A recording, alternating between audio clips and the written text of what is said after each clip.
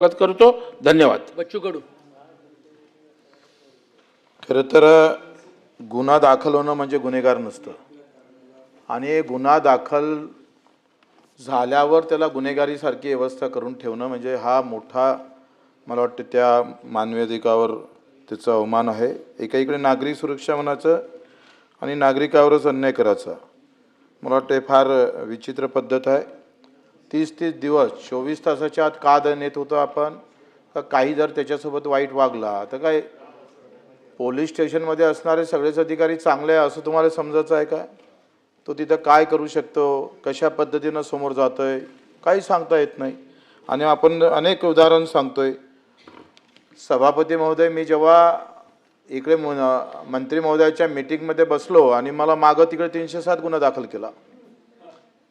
म्हणजे मी इकडे मंत्र्याच्या बैठकीत आहो आणि SP च्या विरोधात मी आंदोलन केलं.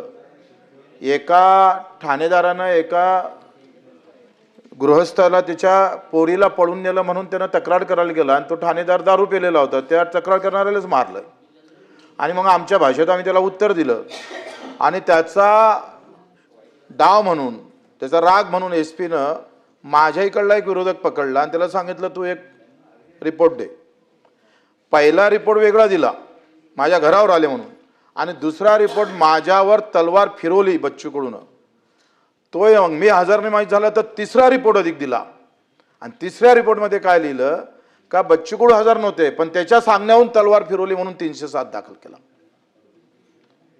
हे प्रकार इतके चालू आहे आणि ठाणेदार तुम्ही सांगतोय का सत्ता आज आहे उद्या नाही आहे. कायमस्वरूपी सत्ता कोणाचीच नसतं. काही चुका जर आपण करून ठेवल्या 353 मध्ये तेच केलं. तुम्ही काय केलं तर 3 वर्षाची सजा सुनावली, हे केलं अपात्र. ते आम्ही पाहतोय जामीन म्हणजे अजामीन पात्र केलं त्याला आणि थोडासा आवाज केला मोठा. तुझं 87 आहे. तुम्ही कार्यालयात जाऊन जर जोरा मोठा आवाज केला असं म्हटलं तरी 87 दाखल होते. मोठ्यानं आवाज केला तर मग सेवा आम्ही कायद्यामध्ये किती जण अटक केले?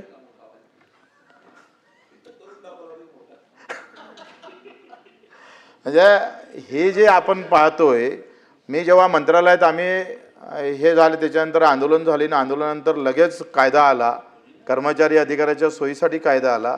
353 अशाच पद्धतीनं आपण त्याच्या आता भोगत आहोत सगळेजण. तुम्ही आम्ही सगळेजण सगळ्याच पार्टीतले कार्यकर्ते त्याच्यात 353 मध्ये अटक होतात आणि त्याचा गैरफायदा घेत राहतोय. बरेच ठिकाणी आता तर धमक्यात देतोय तुम्ही जर जास्त कोणी केलं तर दे 353. हा जो व्यवस्था करून ठेवली आहे याच्यामध्ये जसं आता प्रवीणजीनं सांगितलं का अटकपूर्व जामीन हे तर त्याचा अधिकार आहे ना. तो न्यायालयीन बाब आहे. न्यायालय जेव्हा त्याला अटकपूर्व जामीन मंजूर करतं तर तो न्यायालय सगळं तपासतं ना त्याचं. आता तुम्ही जर त्याला 15-15 30-30 दिवस ठेवत असाल तर 30 दिवस ठेवलं तर तुम्हाला कस्टडीत ठेवायला माणसं कुठं आहे, जागा कुठं आहे? तुमच्या कस्टडी चांगल्या आहे. आजच जेलातले आम्ही पाहतो तुम्ही जर तिकडे जेलामध्ये पाठवले तर तिथे आरोपीची संख्या वाढत चाललेली आहे. आपल्या कायद्यानं आरोपीची संख्या कमी व्हायच्या ऐवजी वाढते आहे आणि तुम्ही पुन्हा अधिक तेच करताय. म्हणजे 24 तास जर आपण त्याला मोकळा एकतर त्याला बेल भेटायचं नाही तर आपण MCR झाला तर आपण त्याला जेलात पाठवायचं आहे. आता PCR मध्ये तुम्हाला ठेवण्याला जागा कुठे आहे तिकडे पोलीस स्टेशनमध्ये? आपण त्याच्या म्हणजे या सगळ्या गोष्टी आपण तपासल्या पाहिजे आणि याच्यात काय होऊ शकते तुम्ही लक्षात घ्या का आजकाल तुम्ही शंभूराजे देसाईचं उदाहरण पहा. SP जेव्हा एका मंत्र्याचा हात पकडून बाहेर काढत असेल तर राहिलं काय शिल्लक? तो अंतर्गत वाद काही असो पण मंत्र्याचा हात पकडून बाहेर नेतं त्याला संदेश काय जातं महाराष्ट्रभर? काय संदेश जातोय? आणि अशा पद्धतीनं जर एखादा पोलीस अधिकाऱ्यामध्ये काही पोलीस अधिकाऱ्यामध्ये एवढा माज आलेला आहे का सभापती महोदय का ते कोणाची ऐकत नाहीये. काही बिलकुल नाही. पैसे खायचा तर सुसाट आहे. म्हणजे गुटख्याचे पैसे अल्लग खातं, रेतीचे पैसे अल्लग खातं. तुमच्या काय ते फिरकी आहे, चक्री आहे. 115 प्रकारचे अवैध धंदे महाराष्ट्रात चालू आहे आणि एवढी मस्ती आली आहे. चांगल्या ठाण्याचे पैसे किती द्यातात ते? पुन्हा मला सांगा बरं, कोणत्या आमदाराच्या मतानं एखाद्याने एसपीनं ऐकलं आणि खरंच कारवाई केली म्हणून? उद्या आमच्यासारखा गुन्हेगार, आमच्यावर 350 गुन्हे आहे, त्याच्यातले अर्धे गुन्हे सभापती महोदय फक्त फोन केल्यामुळे दाखल झाले, फोन केल्यामुळं. ही आखरी आंदोलनासारखे आम्ही आता दिव्यांगासाठी आंदोलन करत होतोय. एखाद्या ऑफिसमध्ये गेलो, आवाज मोठ्यानं केला, करा 353.